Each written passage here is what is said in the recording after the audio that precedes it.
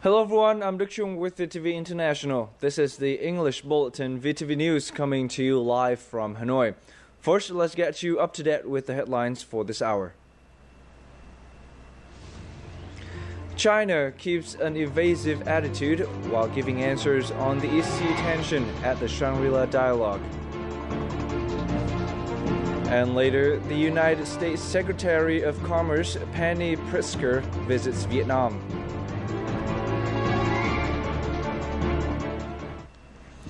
First up in our bulletin are some updates from the Vietnam Coast Guard on the current situation in the East Sea. As of Sunday, June the 1st, China continued to deter Vietnamese law enforcement ships operating in Vietnam's waters. The Chinese vessels surrounded the Vietnamese fisheries surveillance ships and Vietnam Coast Guard ships. At one point, the Chinese ships came within 30 meters of the Vietnamese vessels and fired water cannon at them. At 12:20 p.m. local time, the Vietnamese Coast Guard spotted the aircraft CMS 3843 and CMS 3586 circling overhead at low altitude. Meanwhile, Vietnam's law enforcement ships continue to use loudspeakers to call for China to withdraw its oil rig and fleet of ships from Vietnam's waters. International relations continue to heat up after the speech of Lieutenant General Wang Quanchung, Deputy Chief of the General Staff of the People's Liberation Army of China, at the Shangri-La dialogue on Sunday. Security experts at the dialogue asked China to explain the legitimacy of the 9-dash line as well as China's recent actions in Vietnam's waters. China, however, avoided the questions or provided elusive answers, much to the dissatisfaction of the delegates in attendance.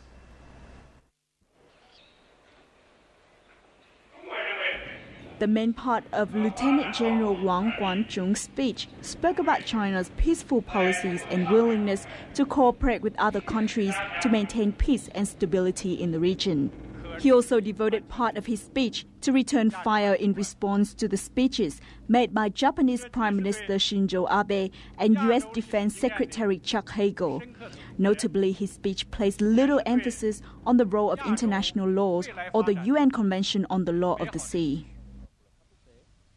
China's claim is that, they say, we are not doing anything. In fact, it's virtually threatening the rest of the region that, either you accept my position or we think that you are the one who's being provocative.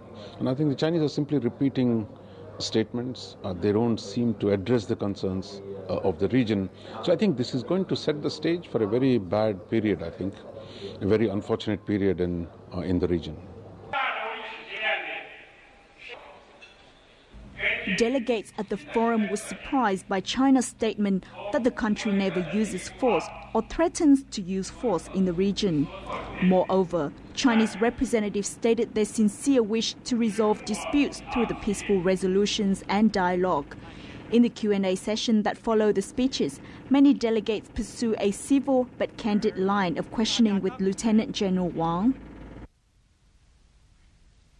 Why don't China clarify your 9-dash line claim to the South China Sea according to UNCLOS principles and try to finalize the code of conduct as soon as possible, perhaps before the end of the year? I just fail to understand, after ratifying the UNCLOS, how is it you've drawn a line over the water? And how can the littorals or others in the world, not just the Asia Pacific, be at peace? Because this is common heritage of mankind. Freedom of navigation has been accepted by you. Can you very simply just tell us what is the 9-dash line so that there's less misperceptions and people understand what it is? We don't know. Tell us. And secondly, you said China only responds to provocations. Can you tell us what provocation Vietnam made near the Paracels to force you to bring the CNOOC oil rig there at the in early May? The Deputy Chief of Staff of the General Staff Department. Lieutenant General Wang cited time constraints to avoid answering many questions and did not specifically explain its justification of the 9-dash line. He went on to argue that UNCLOS took effect in 1994, but China has sovereignty and jurisdiction in the East Sea for 2,000 years. As such, he contended this convention could not be applied to China. His responses face opposition from the media and delegates. Of the current security environment, in fact, I think this is a very worrisome interpretation because, one has exactly established UNCLOS, the International Maritime Law, under the auspices of the United Nations, in order to find solution to these kind of conflicts. And now China comes and says they are not willing to accept international arbitration. Then the question is, what are these laws? What is UNCLOS for? So that's something which is difficult to understand for the public, for the media, for the politicians in Europe. That China, in a way, they signed UNCLOS, but they say wherever there is a conflict with themselves, UNCLOS is not applicable. China wants only to have its interpretation of an exclusive economic zone. This is not new. China always says there are other international law. Well, I've been in this game for a long time, and we keep asking China, please show us what other international law are you doing? And then when they use history, that is a made-up history. Various empires of China didn't know their land boundaries. How did they know what was at sea? The public has yet to hear a clear explanation and evidence to back up the 9-line claim of China. As Lieutenant General Wang said at the forum, do not judge a nation by their words but through their actions.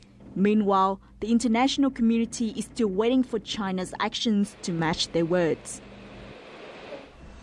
On VTV News today, we will continue talking with experts, academics and friends of Vietnam on their thoughts of the ongoing situation in the EC.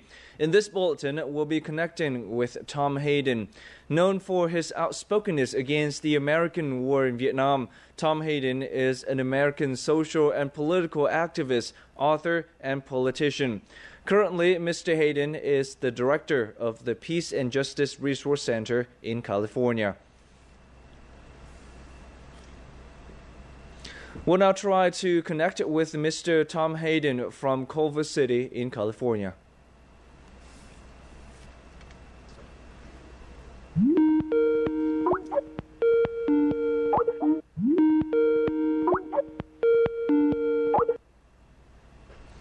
Hello, Mr. Hayden, and thank you very much for joining us on VTV News today. Thank you for calling. Now, can you share with us how have you been following up on the developments in the EC between China and Vietnam? Yes, along with many friends here in the scarce, mainly the New York Times and the European newspapers, and some television coverage. It's portrayed as a conflict between two stubborn parties. It's very important that the story be told more accurately. What exactly do you mean by more accurately? What is your take on China's deployment of its oil rig in the sea? My take is that it's a move that is in violation of international norms. It is a sign that China considers itself an expansionist power, and I've written a letter with some friends to Secretary of State John Kerry, encouraging him to condemn the Chinese action. Okay, can you share with us a little bit more on this letter? It's written with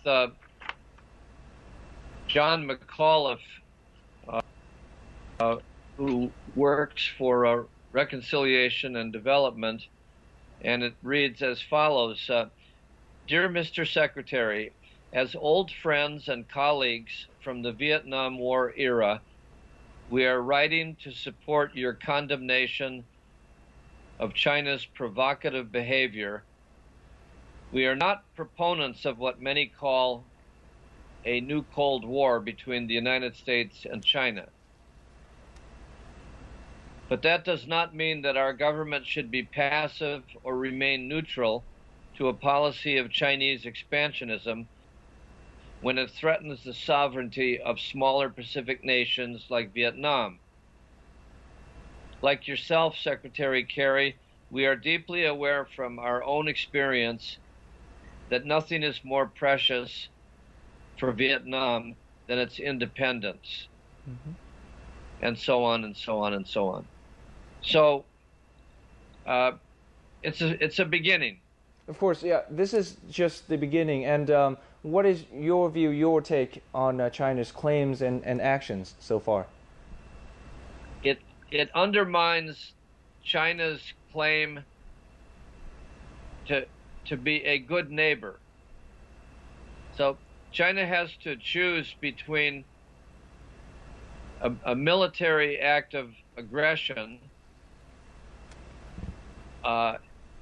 or a diplomatic approach that tries to win friends in the whole region of the Pacific and Southeast Asia. By sending the oil rig, China loses friends. Now, Mr. Hayden, where do you see this whole ordeal heading toward? I believe China has said that in August they're going to take back the rig because of the typhoon season.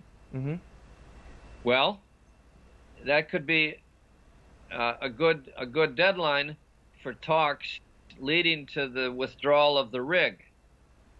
I don't know why they put the rig in and then announce that they're going to take it out, but that's an opportunity for them to honorably withdraw. I personally don't see how China could defeat Vietnam.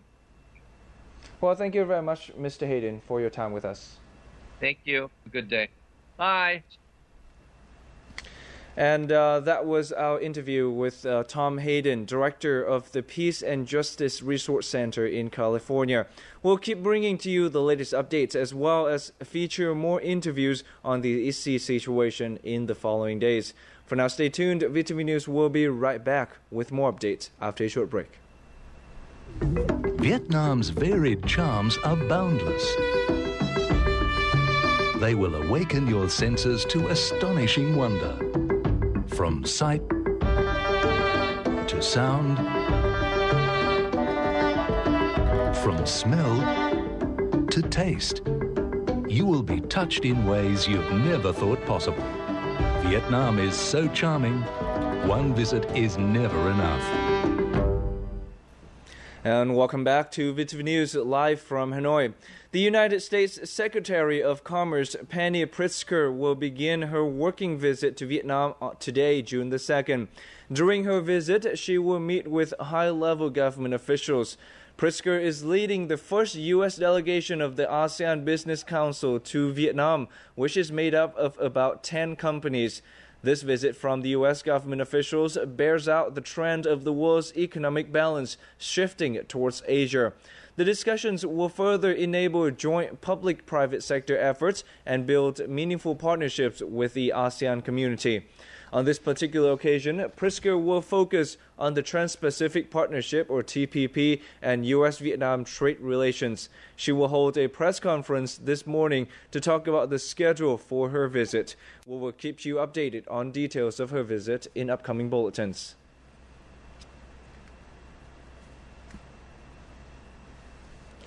Foreign visitors and overseas Vietnamese will enjoy value-added tax or VAT refunds at 7 Vietnamese airports and seaports following the Prime Minister's decision on May 30th. Accordingly, VAT refunds will be paid at 4 international airports, namely Nội Bài in Hanoi, Tân Sơn Nhất in Ho Chi Minh City, Đà Nẵng and Cam Ranh, and 3 seaports in Khánh Huế, Ho Chi Minh City, Đà Nẵng and Nha Trang as of July 1st. The Finance Ministry has been requested to cooperate with the relevant ministries, agencies, and localities to implement this incentive policy.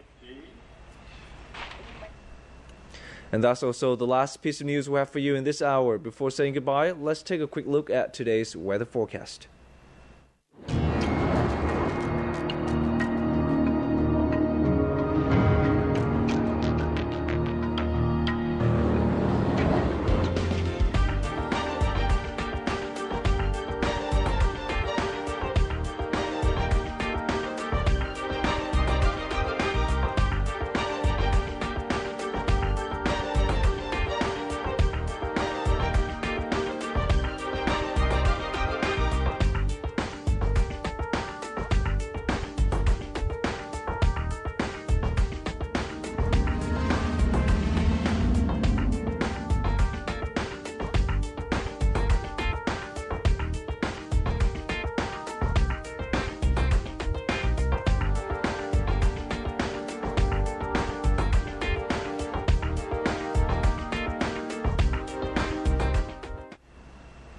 And this is the end of VTV News for this hour. Goodbye for now from Hanoi.